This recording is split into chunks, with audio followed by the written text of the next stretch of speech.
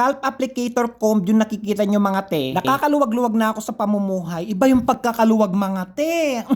Nag-level up na mga te. Dati, palad at daliri lang yung gamit ko. Kapag nag-a-apply ako ng pampalago sa buhok, 11 real yung pagkakabili ko dito sa scalp applicator comb. Wala kasing nasasayang na oil pag ito yung gamit ko mga te. Yan yung kagandahan dito. Dati pag palad ko lang yung gamit ko, grabe, ang daming nasasayang na oil. Yung ginagawa kong pampalago ng buhok kasi nga naglalagas yung buhok ko dati. At napapanot na yung noo ko. Magmula nung nadiscover ko na pampalago pala ng buhok yung clubs na may kasamang green tea at olive oil. Ito na lagi yung ginagawa ko mga te. 7 years ago, napanood ko lang ito sa YouTube mga te. Babaeng kababayan natin na nagtatrabaho sa Kuwait. Domestic helper, ginagawa niya itong pampalago ng buhok. Siyempre, hindi pa ako naniwala. Nagbasa muna ako ng comment. 90% yung mga nagsasabi sa comment na sobrang ganda nga ng pampalago ng buhok to. Ano pang hinihintay mo, Albert? Sabi ko sa sarili ko, gumaya ka na. Siyempre, nag-search muna ako sa Google kung ano yung benefits ng clubs. Meron pala siyang antibacteria. Tapos sinubukan ko, sobrang ganda pala nito mga te. Ituturo ko sana dito kung paano gawin yung pampalago ng buhok mga te.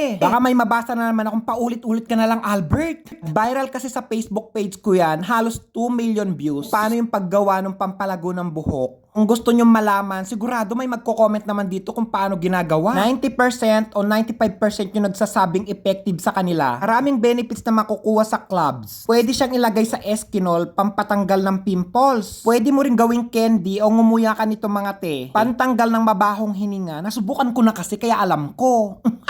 Noong sobrang nipis pa ng buhok ko, once a week kong ginagawa yung pag-a-apply nito mga te. Ngayon, sobrang kapal na ng hibla. At sobrang kumapal na yung buhok ko.